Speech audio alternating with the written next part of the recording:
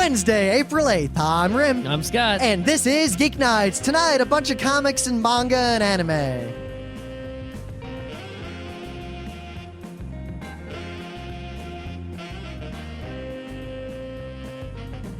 Let's do this.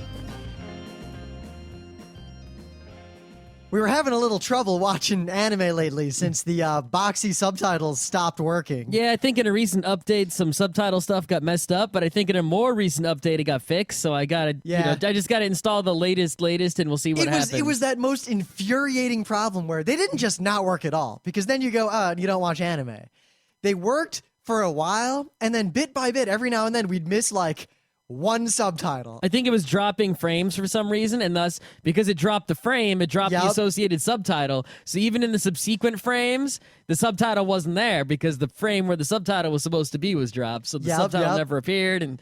But it's infuriating because, we'll miss a line, and neither one of us will say anything because, all right, just one. Yeah, it's like good. You think sometimes the fan subbers, intentionally drop out a line. For example, if someone's like, Ohio, they don't put a subtitle in. Not every, it depends, but yeah.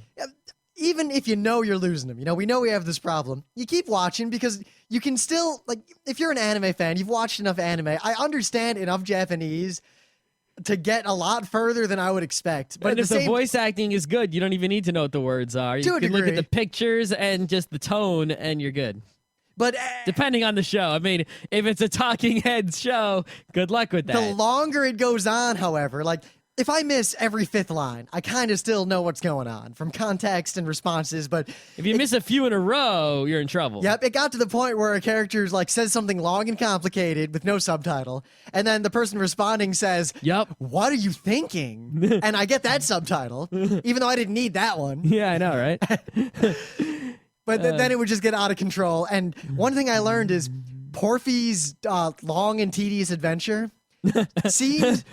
Okay. It seemed, I don't know, I was interested in it before when I was missing all these subtitles, and I thought something was going on. But watching it with the subtitles, I realized that nothing was going on. And there's 100 episodes of that thing. Is there really? I don't know how many. There have to be. Did you look it up? No, I have no idea. All I know is that it was about a long journey. He did not leave his house in the first episode, so I don't know what kind of journey he was going on. To the outhouse and back. That show had all the tedium of Romeo's Blue Sky without the crippling tragedy to back it up. It might have had crippling tragedy, just not in the first episode. By the point we gave up on Porphy's, in Romeo's Blue Skies, he had already had every member of his family die of cancer, house burned down, goat dead. Yeah. Does anyone out there besides us even know what Romeo's Blue Sky is, let alone watched it? I'm sure Daryl Surratt knows. I'm sure he's seen maybe. it. I like Romeo's Blue Sky. I enjoy it. It's not the worst anime. It was fun watching it. I remember just every time things start to get a little bit better. I remember this scene early on where the farm burns down because the evil guy burned down their farm to force the family to sell the child into slavery. And you're like, all right, farm burned down. Father's going to have to sell the son into slavery. This is what we expected. And then the dad's like, you know what? We can still pull this off, even though it all got burned down. We're not selling you into slavery. We're going to make it. 2 seconds later, father has a heart attack, I think, or he goes blind, or something happens. I forget, but it's pretty much just the most tragic things imaginable. It's just oh, God, why? And it has that really... Doge All right. Yeah. So, tragedies. But at least we got the subtitles working, and we got to see the wonder that is Valenoir. Oh, great. I think that's the best show this season. Yeah, it's not from this season. That's not. Let alone other things that are wrong with what you just said. Ignoring those, it's not from this season. So you got any, anime news for me? No, there is no anime news. Anime industry's in the shitter, yada, yada, yada, nothing new, right? Yeah. So I'm going to do we're going to talk about, I guess, a bunch of stuff this episode, I think. I don't know. But I wanted to talk about something that you didn't read. That way it is not delayed in its deliverance to the listeners. All right, but I read All Hail Megatron. I know, but you did not read A Drifting Life by Yoshihiro Tatsumi. Right? That is, you realize how high up that got on my queue from when I first knew it existed in right, English? so this is a book. Yoshihiro Tatsumi, we've talked about him before. He is the father of the Gekiga, right? This is his memoir. So when you read this, right, it doesn't have all the stuff that these actual non-memoir comics have, treating women badly and dour society and all those sorts of things. It's just it's very autobiographical, as a memoir is. And he's still alive, actually. I think he's like 80 something now. Anyway. So this book is actually gigantic. It's like an 800 something page memoir. It's like 800 and something pages from Drawn and Quarterly, the same people who published his other stuff in the US. And it is $30, but it's probably a lot less than that on Amazon or something like that. And I thought this was going to be, epic. This is like beyond epic, because what this does, right, is in the US, there's sort of like this comic book history in the United States, and there's many things in that comic book history, you got Simon and Schuster making Superman and then losing the rights, and you got the whole, Eisner and Iger thing going on. You got the Stan Lee and, Jack Kirby and then splitting up thing going on, right? There's all these things in comic book history that comic book, U.S. comic book nerds know about. And it's all sort of actually, it's almost like a mythology in and of itself, even though it's 90% true, right? But it at least takes on the same proportions of like Krauser's legend. Right. But if you look at, Japanese manga history, right? It's like, I'm sure there are plenty of people who know all about it, right? But, manga fans in the U.S. typically don't know too much about it. Like, I know more about, the superhero comic history than the manga history. I mean, I know stuff like Tezuka came around and he was the business, and then there was this Gekiga movement, and nowadays it's all that was quite a skip. It's all Shonen Jump. That's like Dragon Ball. So there were these Greeks, and then the Romans conquered them, and then superhighways. Yeah, it's like you don't know too much about it, right?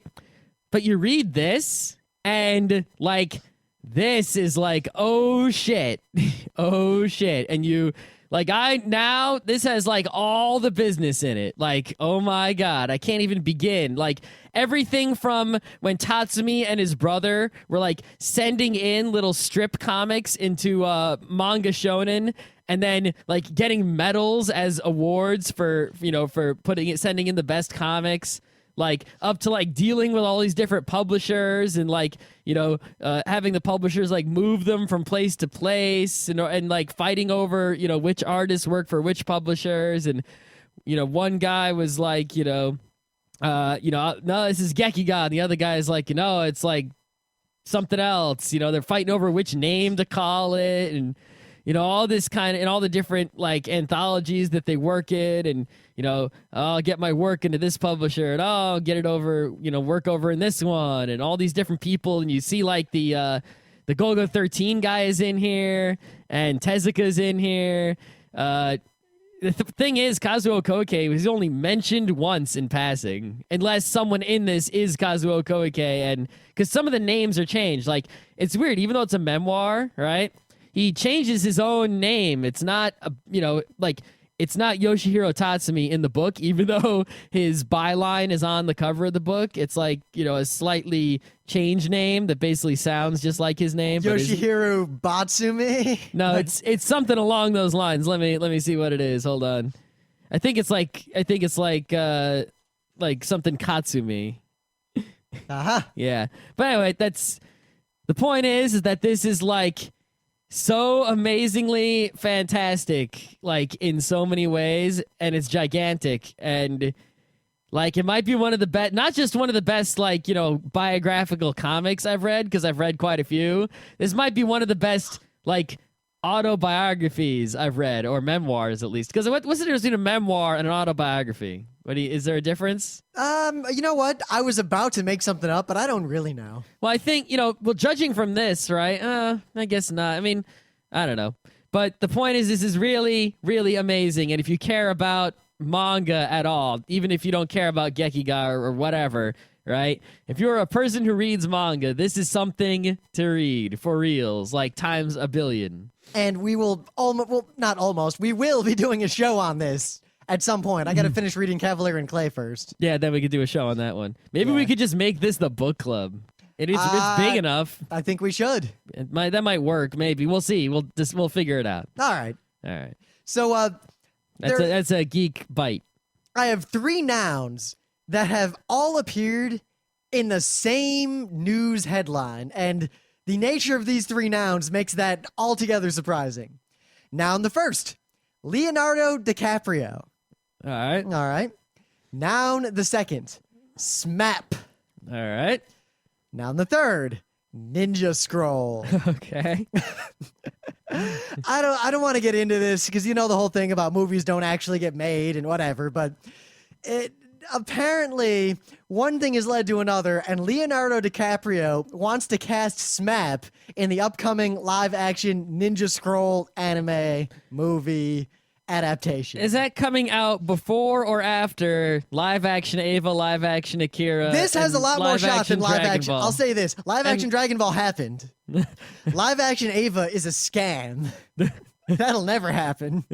Live-action Cowboy Bebop? You know what? I honestly think that's going to happen too. I don't know. Because these are situations where you've got people with money and connections in the industry who, for whatever reason, want these to come to pass. And I mean, the Cowboy Bebop thing, Keanu Reeves knows Watanabe, and they have talked about it. Yeah. All right. Yeah. No, that's pretty verified. Watanabe. So if a famous, but basically you're saying because a famous person is involved that it's gonna happen. Well, here's a famous person involved with your Leonardo DiCaprio, whatever. I know what I'm saying is I'm pretty sure this is gonna happen, or at least it's gonna get to the point where it was gonna happen. Maybe they'll do something, and then it'll fall apart. It's gonna be terrible. If it happens, it's gonna be terrible. I don't think this is the Ava movie situation, which I am so sure is just a money-making scam. I don't think that, like, the odds of this are slightly better than the odds of Duke Nukem Forever actually coming out. right after the Phantom game console. Well, Duke Nukem got so close. The Amazon pre-order appeared again. And then, really? Yeah, that was a while ago. Oh, man. I'm not even going to bother with the rest of this article, but I found that interesting. My real news It's just so absurd.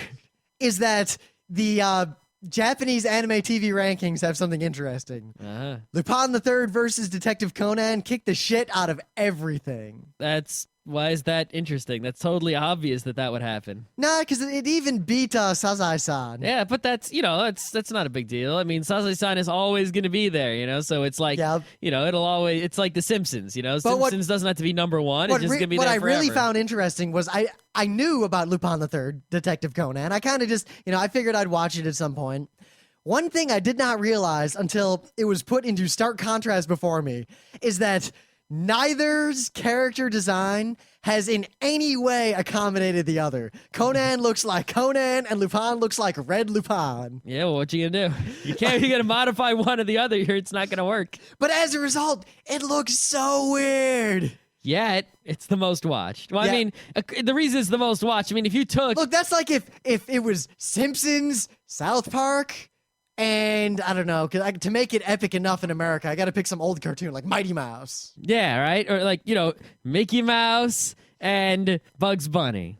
That's what, Well, we kind of got that in Who Framed Roger Rabbit. Almost. That was the closest we ever got. Yeah.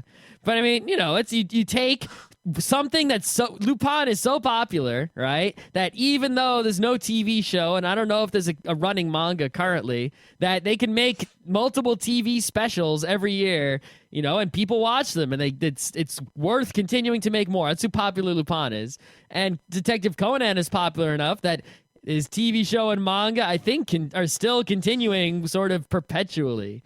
So if you combine the two, it's a guaranteed winner, and that's why they did it. And I think what really is that Japan doesn't do these things often enough, In the U.S., anything like that, we've already... I would like to point out... We've milked it to fuck. I would like to point out, for everyone who does not remember, The Jetsons meet the Flintstones. Oh yeah, but those are the same companies. It was, but it was still.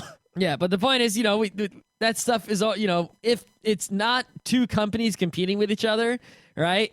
That stuff gets milked to all hell just to get the most money possible. And Japan, with an ailing anime industry, I think might start doing stuff like that more. But if they do it too much, it won't work anymore. So you gotta. Plus things like that have always been popular in Japan and, in manga and doujinshi and, video games like Super Robot Wars, right? So why not actually make an anime that, say, is like Gundam and Macross? They should go for it. That would be a huge, huge hit. Thing is, what I'm curious about is Conan's got nothing on Lupin. Well, duh. So how is this even a competition? I mean, it's Red Lupin, too. He would have just shot him. Yeah, pretty much. But I do have one more news. I mean, there's not much anime news, but you're going crazy with the news. Watch out. Yeah, well, I noticed something interesting that I kind of want to bring up out there for anyone who's curious. Anime News Network's the only place to get anime news? If you want to do a panel at Otakon, I don't think it is going to be hard for you to get your panel. This is totally based on speculation on my part. This is not any insider information. I know sometimes we get the inside scoop from some of our friends at Otakon, but this is purely coming out of my mouth, so I can't back this up at all. All right. I don't think Otakon is even close to having enough panels to filling their panel rooms this year. Uh-huh. Point the first. They could not fill them last year. That is why you saw Rim and Scott do the Advance Wars panel in a workshop room. They didn't have enough panels. There was a bunch of empty space, so... Well, I think the problem there was they didn't have enough workshops. Not that they didn't have enough panels. Well, they devoted a couple of rooms to workshops, but couldn't get enough workshops for them. Thing is, they obviously were willing to put panels to fill up the space and weren't able to do that either. Yep. So as a result... Geeknights did the Advance Wars panel, which actually, it kind of saddens me how many people showed up to that and how many of those people seemed to think that we were somehow in the industry or somehow knew something. Well, I don't know. They didn't think we were in the industry. The questions they asked were questions that I would ask the creator of Advance Wars. People, it's amazing how, I've been to a lot of panels at a lot of conventions, and it's like people who go to these panels and ask questions are people who don't read the internet at all. They just don't know, right? They've never been to Kotaku, right? So if I stand up and say, what's big in the video game news right now? Stuff about Wii Motion Plus, right? Most people don't even know Wii Motion Plus exists. So if I go up and I do a panel on Wii Motion Plus, people start asking me questions like I'm from Nintendo because they have no clue, and I'm standing in a position of authority because I'm giving a panel even though I don't work for Nintendo or anything. It's amazing how much authority you get by wearing a jacket and standing behind a table. Right. So then I say some things that these people have no idea about because they don't know the internet exists and they don't read blogs, even though it's common knowledge amongst anyone who reads blogs and knows what the hell's going on and pays attention to the news. So suddenly, to them, I'm someone who knows crazy things. Oh my God, how does this guy know so much? So they'll just start asking me any question they have without any amount of thinking, whether that's actually a question I'll be able to answer or not, because as far as they're concerned, I'm someone who knows amazing things that can't possibly be known. So they have no context with which to discern what questions I would be able to answer and what I wouldn't. Because if they did have that context, they would be a blog reader and would know everything, and I would have nothing to teach them. So if you want to give a panel, right, at conventions and sound really smart to most people, just read Anime News Network and then do a panel on something that's in the news, and 80% of the people who come to your panel will have, it'll be all new information to them, even though it was just, you telling them what you learned from Anime News Network a few weeks ago. But don't really do that because we're trying to end panels like that. Yeah, that's a bad panel, but I'm just saying that works. Here's the problem. And that's why the Advance Wars panel worked. Aside from the fact that last year Otakon did not have enough panels and we kind of filled in for that, but this year, I'm going to read a quote from the Otakon panel's application page, which they have reminded people exists a couple times so far. Clarification about the maximum number of panelists. This year, due to expansion into the Hilton, increasing the number of panel rooms, and other factors, we have had to adjust the maximum number of panelists. This is to ensure that we have the ability to provide panels and panelists for all our rooms. There is a limit now of 2 panelists per panel. Yeah. There can be more than 2, but those people will not be compensated. Now, clearly, they do not have enough panels, and they want to fill out all their panel space. So they're trying to thin out the existing panels. They're trying to get people who would normally have 4 people run one panel, submit 2 separate panels of 2 people each, and then schedule both of them. This does not bode well. No, it doesn't at all. The thing is, the majority of the panels that had a lot of people on them were the kind of panel where like maybe one person decides to have one, and then like all their friends are like ooh ooh ooh ooh ooh, and then it's like just the friends go in a blob. Now, see, originally when they said only 2 people get compensated, I thought this was great because this really weeds out the people who get just some giant panel so they can get a bunch of free badges. And it really makes it that only the serious people would get panels.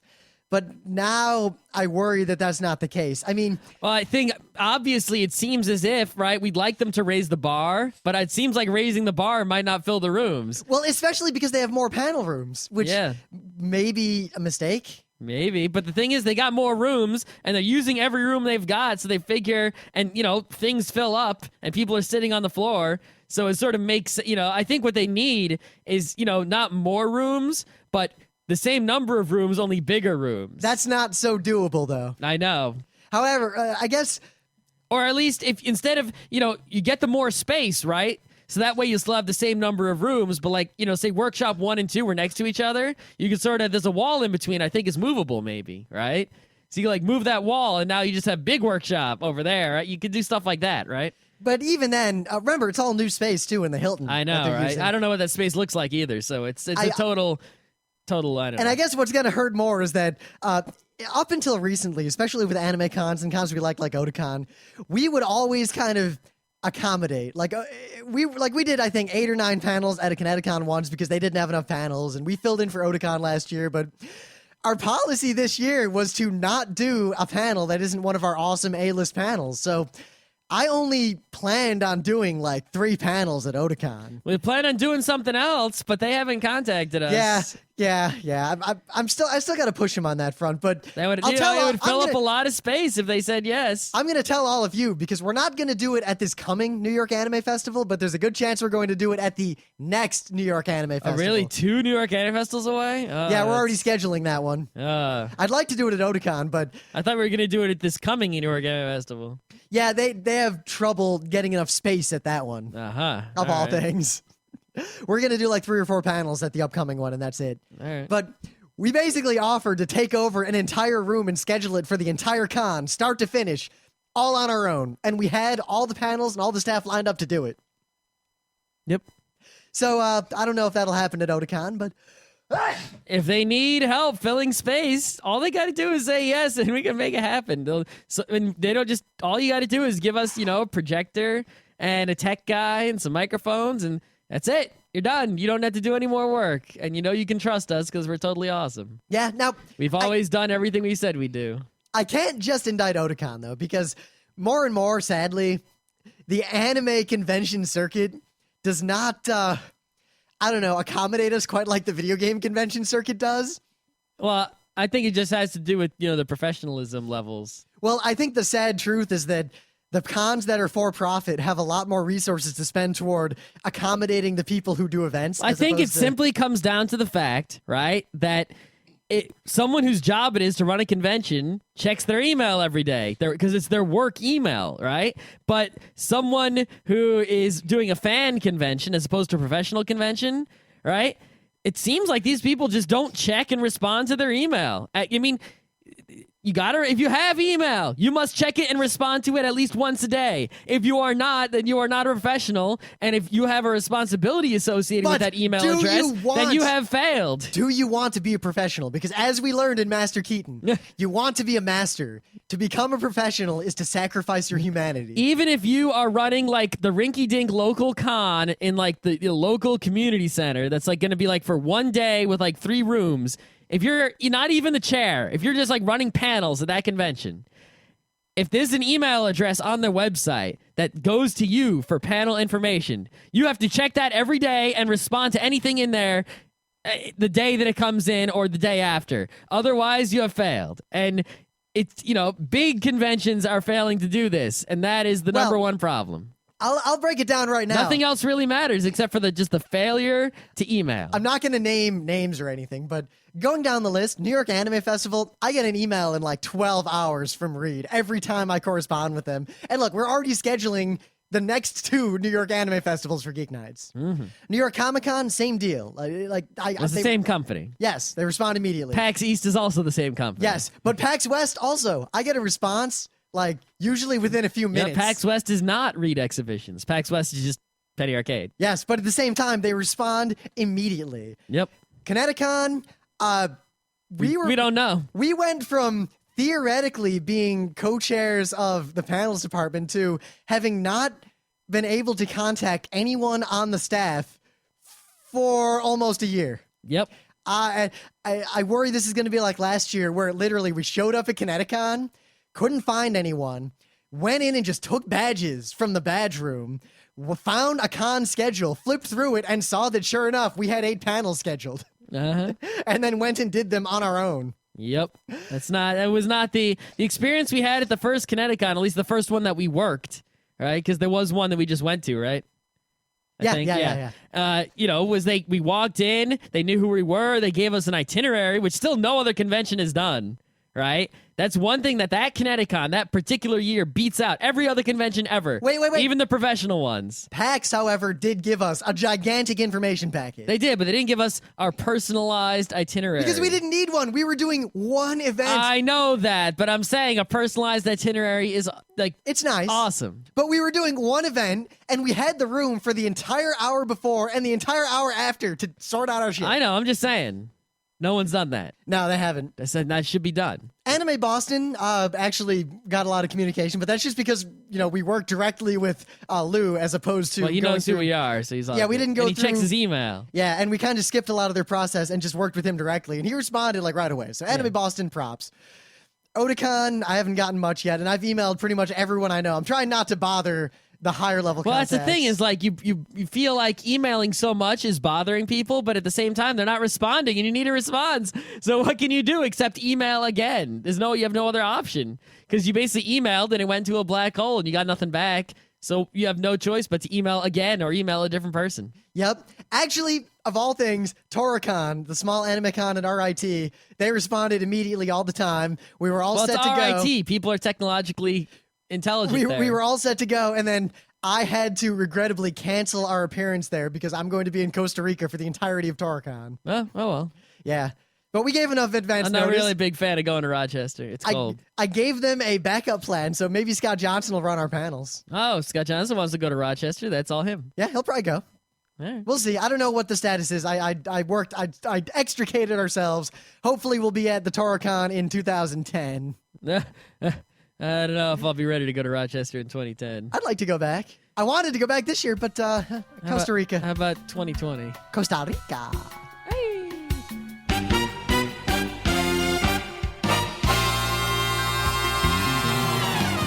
But anyway, things of the day. So what was my thing of the day? I kind of forgot. I don't know. Oh, right. Oh, so, yeah. So Scott's going out of town tonight.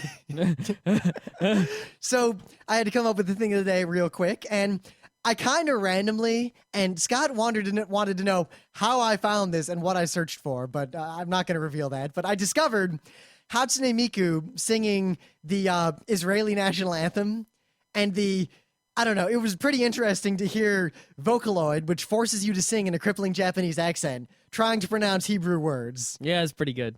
There's a lot of sounds it can't make that it needs to make. Yeah, Japan does not have that kind of sound. No, they don't have that sound. But then Scott said, hey, find the Italian one. That one's hilarious. They also don't really have, va.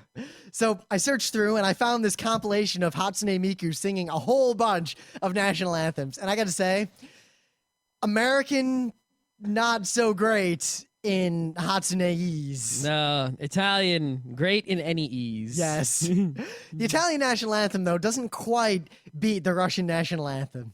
I don't know. There's something sorrowful about it. I love it. Da da da da da da. Well, you know what? Nothing beats the One Piece national anthem in Italian. It's not a national anthem. It's just an opener. That should be the national anthem of Italy. Nah, the one they have is better. I don't know. All right. Anyway.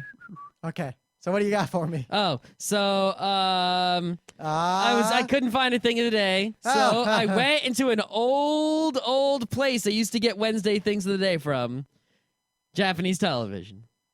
And what I found was this comedian, and he's doing sort of like this funny bit about, taking a driving test, right? Or driver's ed.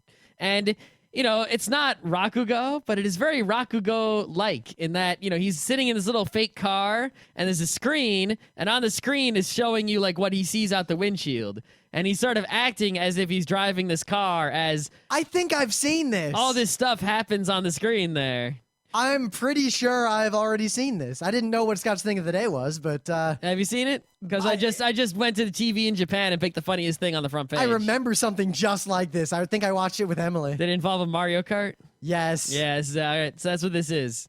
All right. All right. It's okay. So let's kind of just wing this. I read All Hail Megatron. Okay. So I was in a forum somewhere, a comic book forum, and I said, everybody, read Pokemon Adventures. I'm not kidding. Don't be pooing because it's Pokemon. For serious, this is the real deal. So some guy was like, I'll read Pokemon if you read All Hail Megatron, right? So I'm like, I've read a few recent Transformers comics, right? Because I'm not like a huge Transformers fan. Like, oh my God, Transformers, oh my God. But, I kind of like Transformers. They're cool. They're robots that transform. It makes a fun toy. Optimus Prime is the man. All the other Autobots are lame. Megatron is cool. Shockwave is the best. Shockwave. Starscream is cool, except he's an ass. And Soundwave is also like the second best. And, anyway. Shockwave's burden. Shockwave's burden. Oh. Come back here, you bitches. You can't aim for shit, Shockwave. So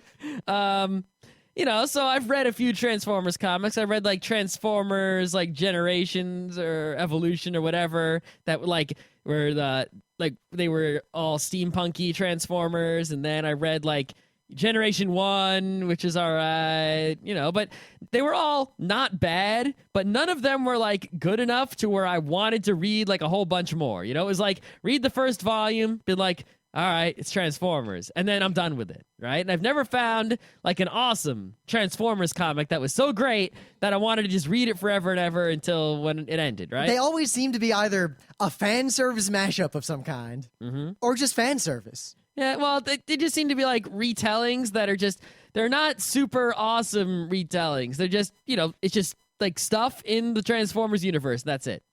It's same as like G.I. Joe comics, it's the same kind of stuff. So he said, read All Hail Megatron. So the things I can tell already is, number one, the concept is that the bad guys win, which is, awesome.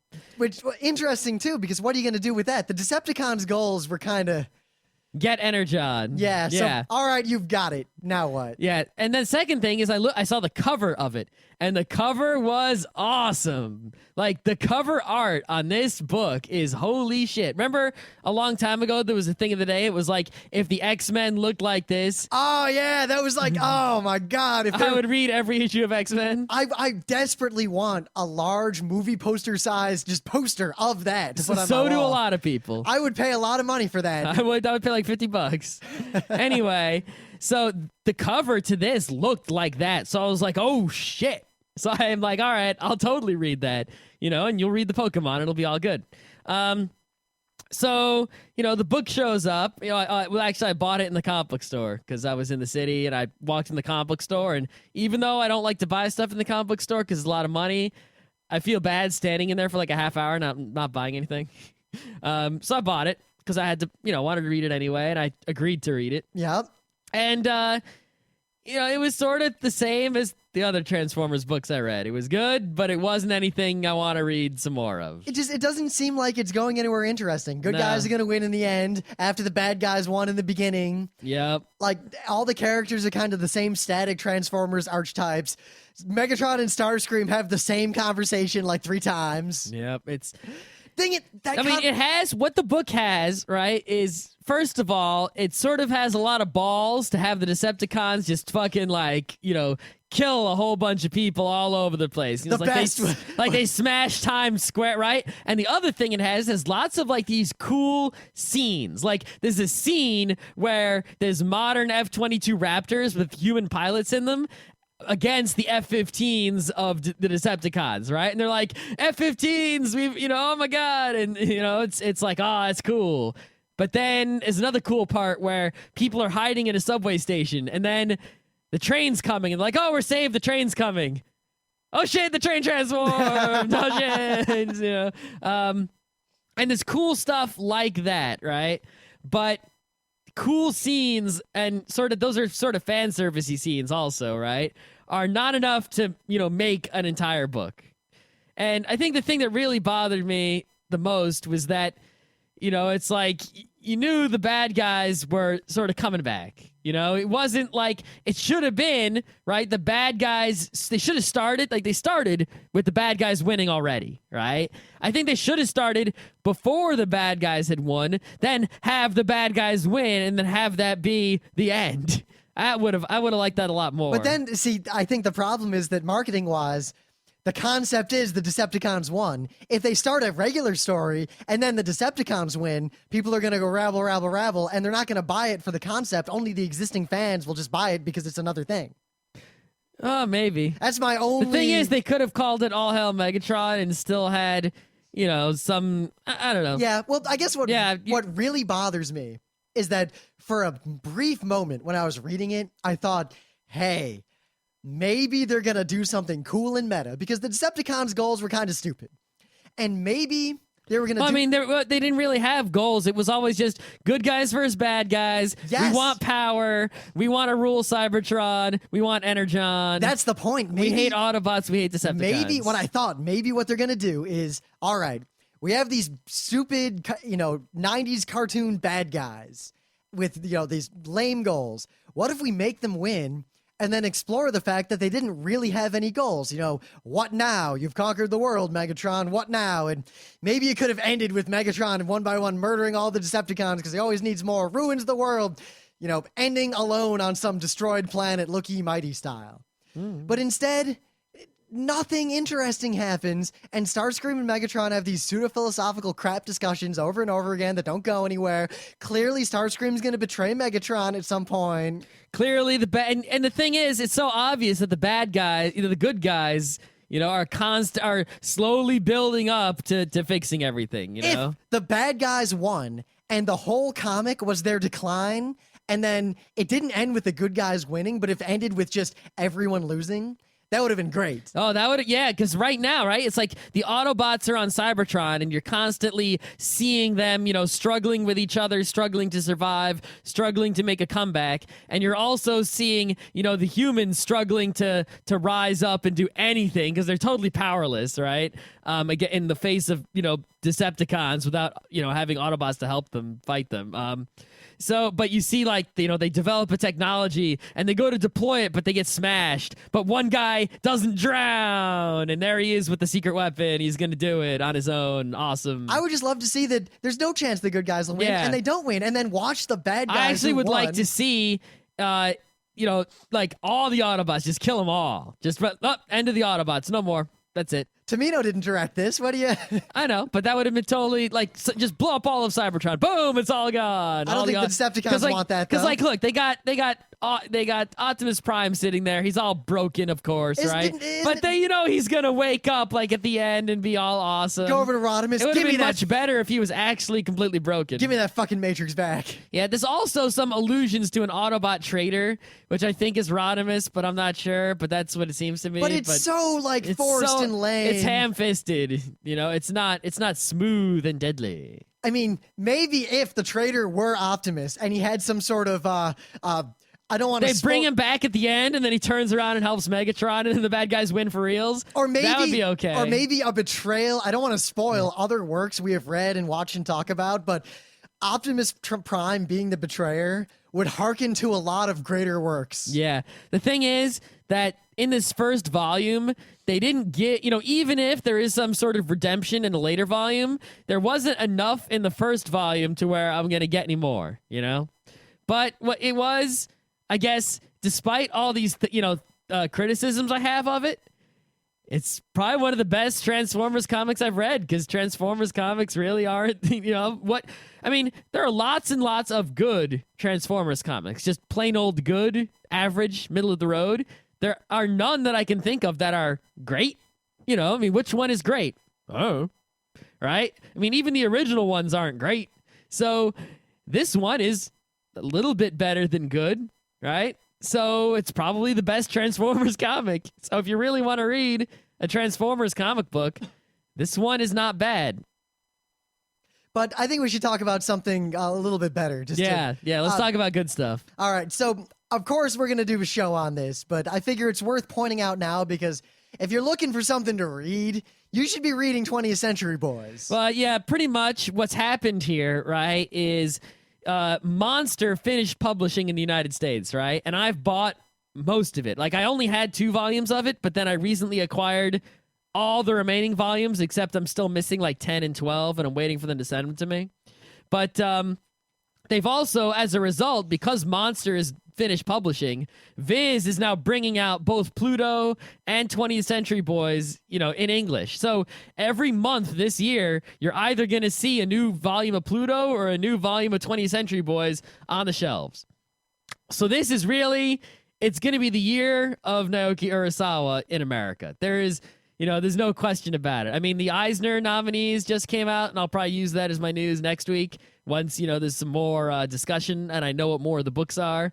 And Monster is on there as like best continuing series of 08, right? So, this is year of Urasawa. So we already did a whole show on Pluto, right? So 20th Century Boys is also the business. And I don't think we should really say anything about what it's about other than it is a Naoki Urasawa manga. Yeah. Well, I think all that entails. I think what you do have to know about it, right? And this is basically the only way to summarize the plot without spoiling anything, right?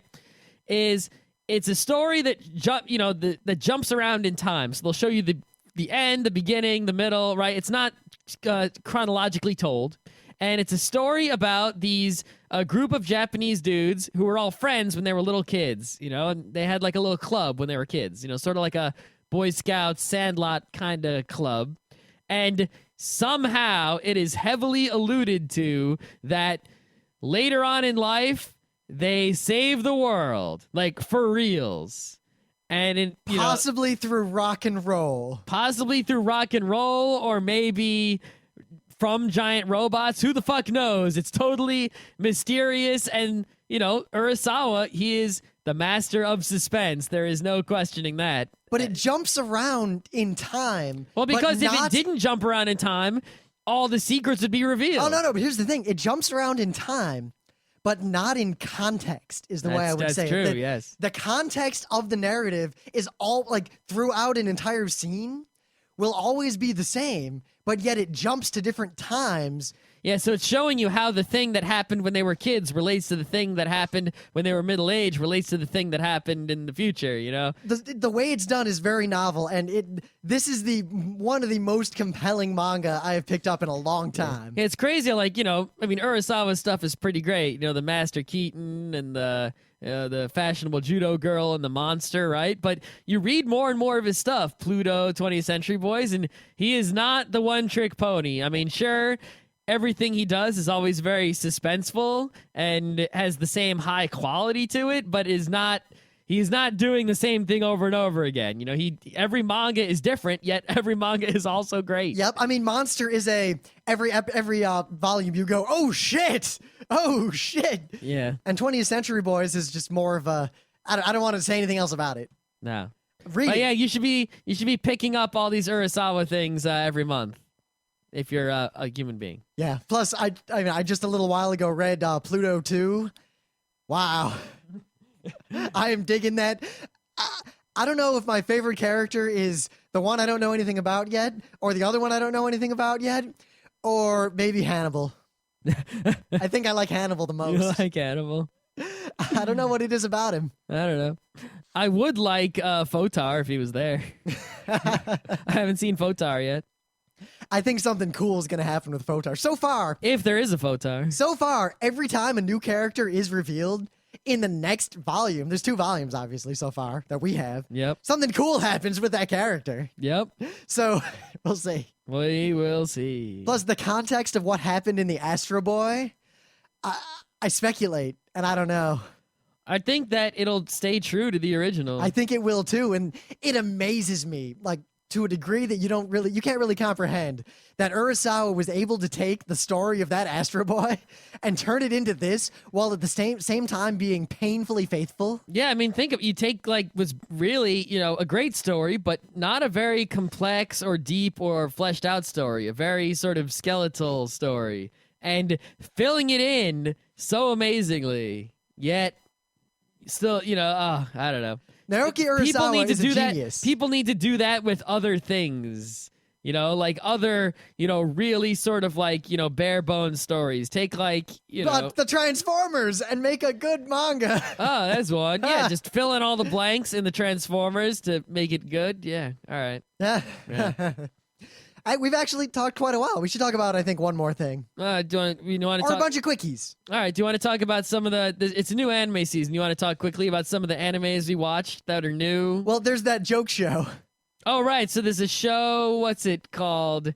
Charity's Daily Joke or something? It's just a joke. Yeah, basically they're going to make 365 episodes. They're all really short. And each episode is just telling you a joke. That's it. And it's just a little animated joke, and that's all there is to it. The first one was hilarious. The second one, not as hilarious. And I've got like 3 more, so we'll check those out. The thing that will tantalize you is that watch the first episode. They're so short, you can always just watch it. You're not going to lose anything. Yeah, you're going to spend as much time. If you watch, let's say you wanted to watch all these in a row, the openers and closers would take a significant percentage of the time, perhaps more than half. Oh my God. Remember when we marathon for the Anime Club Risky at RIT? Safety. Risky Safety, and we showed the opener and the closer? With the Eiffel Tower? Every time. Or is it the Tokyo Tower? I think it's the Tokyo Tower. I don't know. Anyway. I barely remember. I kind of like that show, but it was cute. The openers and closers were longer than the show, and it became this kind of epic memory of the Anime Club. Yeah. Risky always reminded me of Akamako. Akamako. Okay. But if you watch the first one of these jokes, you'll see what kinds of jokes these are, and then you'll realize why we like it. Yeah, I'm probably going to just watch these, and as long as they're funny often enough, I'll just watch them all, because they're so short, it doesn't hurt, right? What else do we watch? We saw the first episode of K-On!, which is the newest moe show that isn't also perverted. Yeah, well, it's funny. It's like, I started to notice something. There are shows out there that are actually like total moe, right? They're nothing but moe. Like, what was that one? Charcoal Town or whatever? I don't know. Binchotan. Binchotan. Nothing but moe, That right? show was just, yay, I woke up, look at the ducks, penny shot. I don't think there was actually a penny shot. No. But it was just moe, right? And or really, Bottle Fairies. Right. And the thing is, those shows, if you haven't noticed, are not very popular. Right? I mean, Binchotan is not huge popular as far as I can tell. I might be wrong. Correct me, right? But the shows that are popular that are also moe, they also have another element, usually a comedic element. For example, Chobits has, it's moe, but like half the show is comedy and half the show is moe. Or K-On!, half the show is comedy. It was a 4-panel gag comic, right?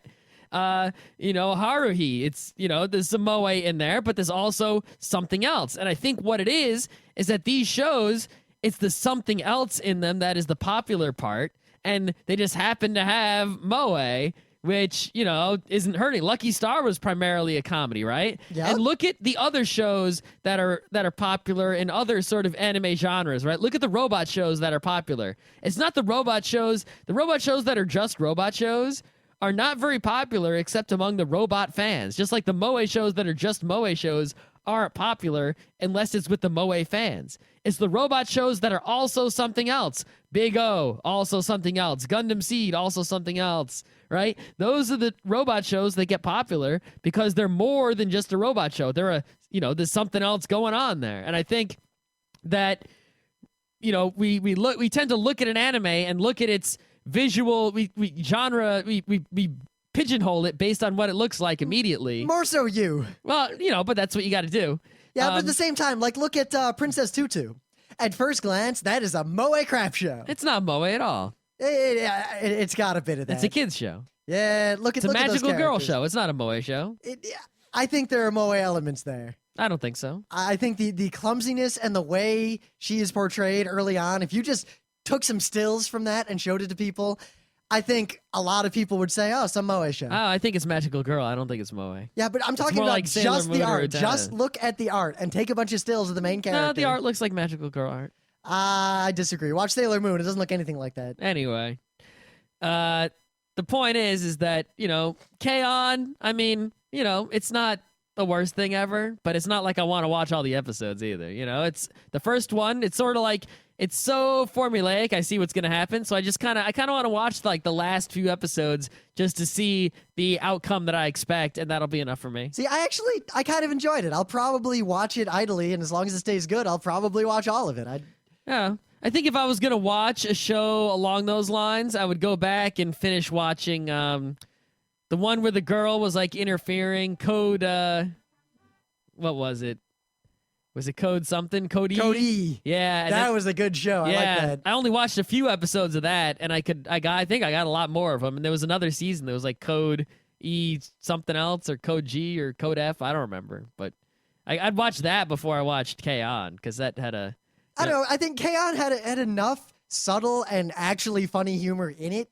And, of course. The thing is, I didn't laugh too much at it. Compared to everything And I mean, else. the episode started with the toast. It was just like, toast, really? I can be down with the toast. I'll admit, I kind of like the aesthetic of the toast. I can't. I like the aesthetic of the toast, but when you actually do the toast, it's like, how can I respect you now? But you could do the toast in the lame way, but if you go with the toast. But they didn't really go with the on- toast. It was just there. They didn't go full on hardcore with the toast like they could have. I think they went on with the toast in this kind. I think it was a self-referent, like See, this sort if of. I was making a moe show, right? The show would open with the toast, right? And the toast would be big. Like you would see, like the show would start looking at the toaster. The toast would come out. The hand would grab it. You would see, you would zoom in on the toast as it was dangling from the mouth as they run out, to the street. On the bicycle, you'd get the side shot of the toast swinging back and forth. And then for the funny joke, sitting in the classroom with the toast, still in the mouth. That would be my moe show. You like that? But one thing I can say, high production values compared to most of the rest of the stuff we watched. Oh, yeah, because it's, it's actually a money-making kind of show. It's, big monies. Yeah, we watched a little bit of Porphy's Tedious Journey. It was Porphy's Tedious Journey. Yeah. We watched a little bit of, what was the one? That was the School City. Oh, Valenoir? Right, so I downloaded something called School City Valenoir. We should just let that one be for now. All right. I think I think you should all watch it. No. And Yes. and I think that deserves a show, a Dave and Joeling. There are a few other little things we watched. None of them were particularly exciting. Yeah, nothing stood out. A couple of shonen fighting shows, a couple of shows that just didn't stand there was out at one. It was all. sort of a normal shonen fighting show. Another one was like a sort of a school show with a ghost. Another show was sort of a kiddie fighting show. Yeah, none of them really stood out at all. Another one was the samurai show, right? The eggs, whatever. It was not exciting. I don't know. I don't know. That guy was pretty big, and the way he passed out in that boat, I kind of liked. Yeah, but other than that, That show could be worth a lampooning at best. yeah. So we're still waiting, to see what the good stuff is this season. I downloaded, but I haven't watched that new Messenger show. I still have to finish Bakano. I got like 3 episodes to go, and that was like the best freaking show. Yeah, I'll watch that someday. It's on DVD, I think. Yeah, and I got to finish watching Birdie the Mighty Decode too, which I've been slowly working my way there's through. There's more seasons of that now. I know. You're in trouble. I'm happy. I like that show. Yeah.